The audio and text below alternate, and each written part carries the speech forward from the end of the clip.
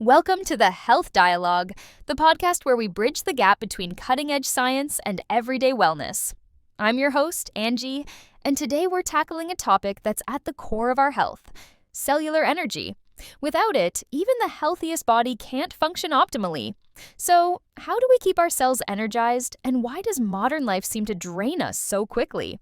To unpack this, I'm thrilled to have with me Dr. Buhout, a PhD in oncology and molecular biology, and a leading researcher in breast cancer, with a special focus on the fascinating connection between gut health and cancer development. Dr. Buhout, welcome! Thank you, Angie. It's a pleasure to be here. Cellular energy is something I'm deeply passionate about because it's the foundation of everything: how we feel, how we heal, and how we prevent disease. Let's start with the basics. Our cells need energy to survive, just like a car needs fuel. But what's draining our cellular tanks in today's world? Great analogy, Angie. The mitochondria, often called the powerhouses of the cell, produce ATP, the molecule that fuels every process in our bodies. But modern life bombards them with obstacles: processed foods laden with industrial seed oils, environmental toxins, chronic stress, and even poor sleep. Over time, these factors damage mitochondria, leaving cells starved for energy. The result? Fatigue, brain fog, slower healing, and eventually chronic diseases like diabetes, cancer, and neurodegenerative disorders. That's alarming. But if mitochondria are so crucial, why isn't conventional medicine focused on fixing them? Unfortunately, modern medicine often treats symptoms, prescribing stimulants for fatigue or painkillers for inflammation, without addressing the root cause.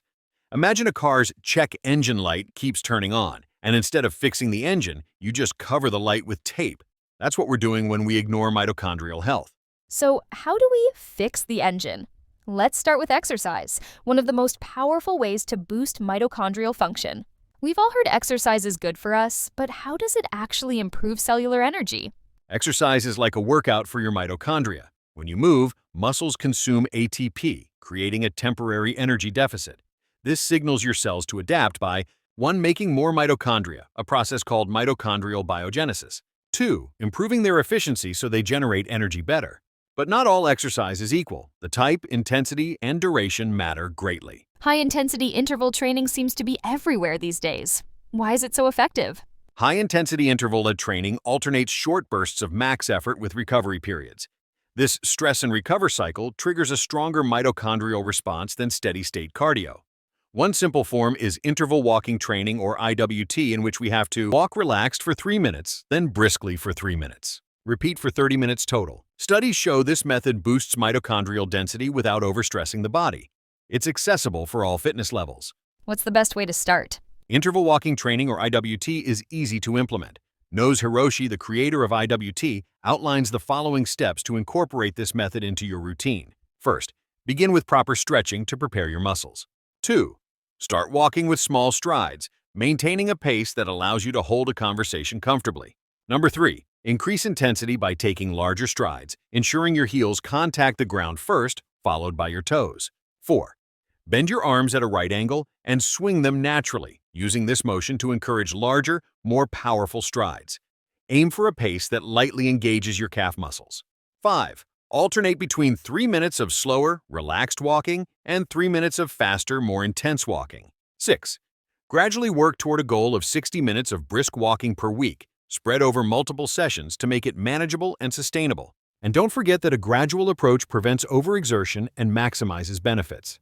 For beginners, starting with 1 or 2 IWT sessions per week and gradually increasing duration and frequency offers a manageable way to improve mitochondrial function without overtaxing your body. And what about weightlifting? How does it help mitochondria? Resistance training further enhances mitochondrial health by targeting large muscle groups and creating localized energy demands.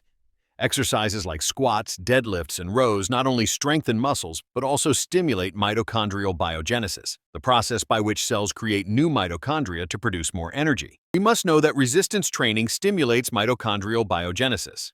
Engaging large muscle groups activates key regulatory proteins, such as PGC1A, which signals cells to produce more mitochondria, and TFM, which helps maintain and repair mitochondrial DNA.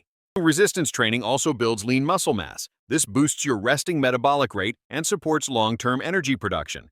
It improves insulin sensitivity as well, enhancing the ability of your muscles to use glucose and fats as fuel. And remember, always try to balance training duration to avoid diminishing returns. To maximize the benefits of resistance training without risking overtraining, research shows the ideal duration is 30 to 60 minutes per week. Exceeding 130 minutes of weekly resistance training has been shown to negate longevity benefits, so moderation is key. And what do you think, Dr. Buho? Can you overdo exercise? Absolutely. Overtraining floods cells with oxidative stress, reducing mitochondrial function by up to 40%. This decline was accompanied by impaired glucose regulation and insulin secretion, key markers of metabolic dysfunction. Overtraining reduces mitochondrial efficiency. While excessive training causes your body to compensate by increasing the number of mitochondria, this doesn't stop their overall function from declining. This is why it's important to balance how hard and how often you exercise, allowing time for recovery to keep your mitochondria healthy. Moderate intensity activities support energy without drawbacks.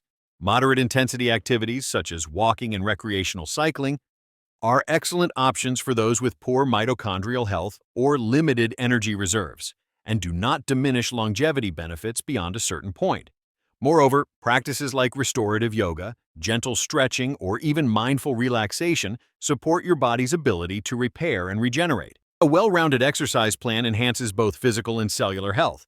By aligning physical activity with your individual energy levels and prioritizing recovery, you'll be able to achieve a sustainable and effective approach to restoring cellular energy and building resilience. Let's talk about sleep. We know it's important, but how does it directly affect cellular energy? No discussion of cellular energy restoration would be complete without addressing sleep. Sleep is a fundamental process for mitochondrial repair and optimal energy production. Deep sleep supports mitochondrial maintenance. During deep sleep, your body enters a state where energy demand decreases, allowing cells to focus on restorative processes. This includes repairing mitochondrial membranes and removing damaged components through mitophagy, a process that ensures energy production remains efficient.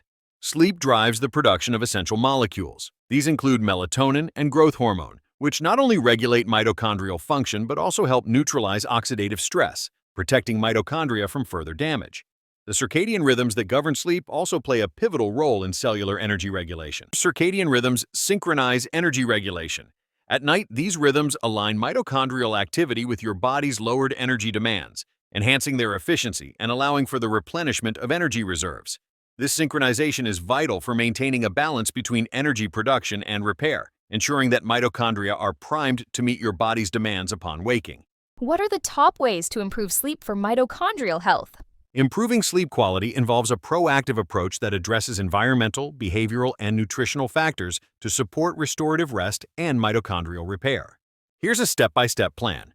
Minimize blue light exposure in the evening. This is one of the most effective strategies to get better sleep. Using screen filters, wearing blue light blocking glasses, or turning off electronic devices at least an hour before bed restores natural melatonin levels, enabling your body to transition into a repair-focused state. Optimize your sleep environment. A dark, quiet, and cool bedroom promotes deeper, more restorative sleep by reducing external disturbances. Blackout curtains, white noise machines, and adjustable thermostats are practical tools that enhance your sleep environment.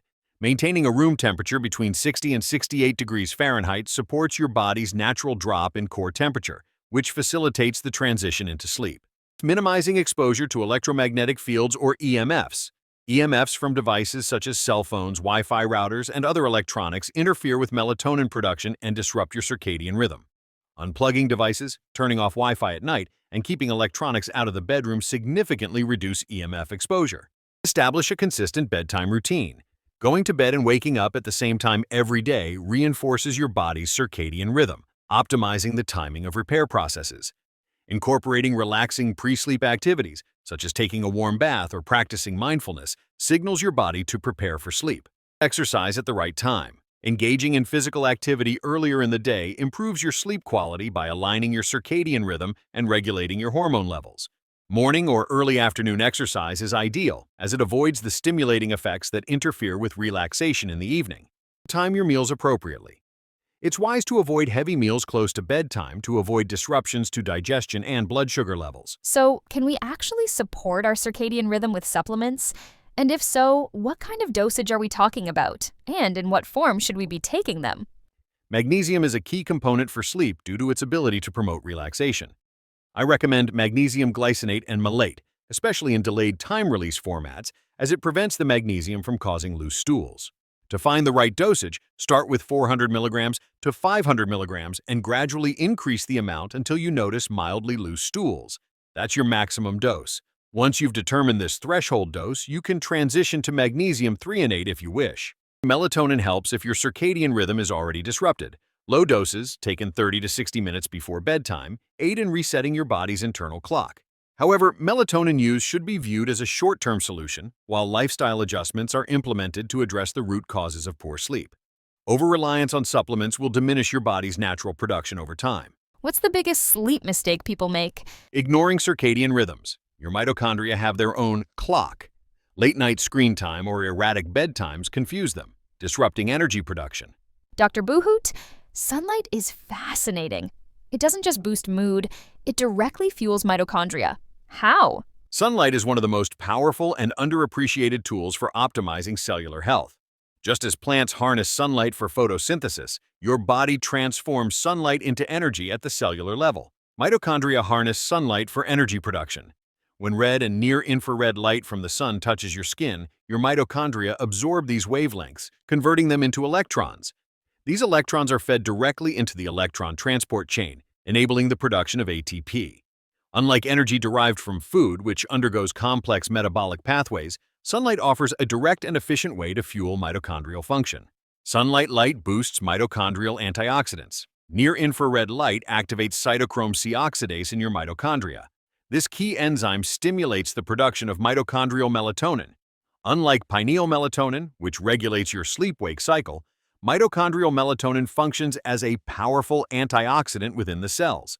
Morning sunlight synchronizes your circadian rhythm. Exposure to early morning sunlight helps regulate your body's internal clock, synchronizing your circadian rhythm with the natural cycles of day and night.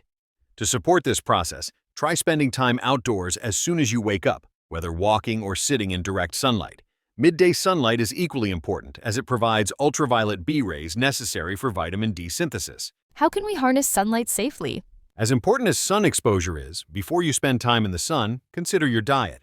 If it's currently high in linoleic acid, commonly called LA, your approach to high-intensity sun exposure requires careful planning. LA accumulates in your skin, making it highly susceptible to oxidative damage when exposed to UV light, putting you at higher risk of sunburn. First, eliminate vegetable oils before increasing sun exposure.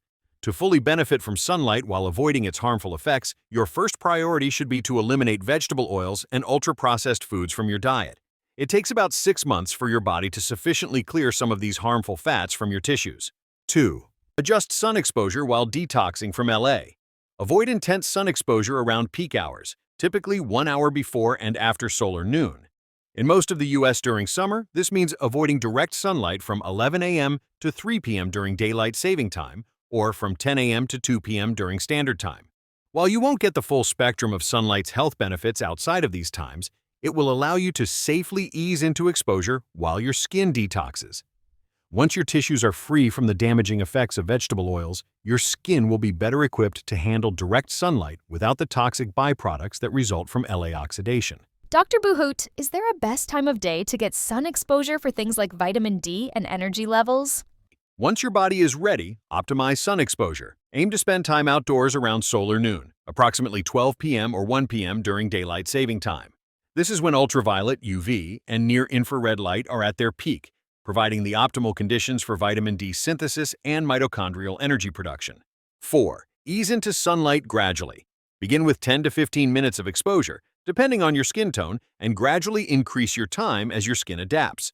To maximize the benefits, expose as much skin as possible without sunscreen, but avoid overexposure because it increases your risk of sunburn or oxidative stress. Cover up with protective clothing as soon as your skin turns the slightest shade of pink.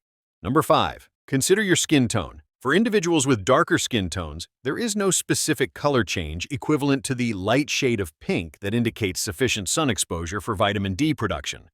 This is because melanin, the pigment that gives skin its color, acts as a natural sunscreen and affects vitamin D synthesis differently in darker skin. Instead of looking for a color change, people with darker skin should focus on controlled sun exposure times. Most studies recommend 25 to 40 minutes of daily sunlight exposure for brown and black skin. Last but not least, number 6, plan your day around this invaluable practice. whether it's a lunch break outdoors, a walk during solar noon, or a brief pause to soak up the sun's energy. By aligning your habits with the natural rhythm of sunlight, you unlock its profound potential to support your cellular health and overall vitality. And what if you live somewhere cloudy? Red light therapy devices can mimic near-infrared benefits, but nothing replaces real sunlight's full spectrum. Dr. Buhoot, how can we stay healthy and energized on the path forward? Your cells are equipped with an extraordinary ability to repair, regenerate, and thrive, but this remarkable potential depends on keeping your cellular fuel tank full. Without adequate energy, your systems will falter, leaving you vulnerable to disease and chronic dysfunction. The key to optimizing your cellular energy lies in replenishing your mitochondria with the right inputs while removing the obstacles that drain their capacity. Eliminating barriers unlocks true healing. When you resolve the underlying disruptions to mitochondrial function, you unlock your body's ability to heal from virtually any disease, so you no longer need to rely on temporary fixes from modern medicine that only mask the underlying problem. Instead, you build the foundation for health that is resilient, enduring, and rooted in the natural design of your body. Cellular energy is a vital yet overlooked link. Modern medicine has ignored the importance of cellular health for far too long. Refueling your cells with the nutrients, lifestyle habits, and restorative practices they need isn't just a novel approach, it is the only approach that delivers real, lasting results. Revolutionizing health through energy-based medicine. Placing cellular energy at the core of every diagnosis and treatment plan redefines the medical paradigm, fundamentally transforming how we prevent and treat diseases. This is a revolution in health and a return to what medicine was always meant to be, a system that supports your body's ability to restore itself, not suppress it. The path forward is clear. It begins with cellular energy, the true foundation of lasting wellness. Dr. Buhoot, if someone implements all this, exercise, sleep, sunlight, how soon can they feel a difference? Within weeks. Mitochondria regenerate quickly when given the right tools, but the true impact is long-term, reduced disease risk, slower aging, and resilient energy. This isn't just wellness, it's a paradigm shift in medicine. Imagine treating all diseases by first asking, are the patient's mitochondria functioning? That's the future. A powerful thought. Any final advice? Start small, pick one area, fix sleep, add IWT walks, or get 15 minutes of sun daily. Consistency beats perfection. Your cells will thank you. Thank you, Dr. Buhout, for this masterclass in cellular energy. Listeners, if you enjoyed this episode, share it with someone who's always running on empty. Subscribe for more science-backed health insights. Until next time, remember, your energy isn't just about coffee, it's about your mitochondria. Stay fueled.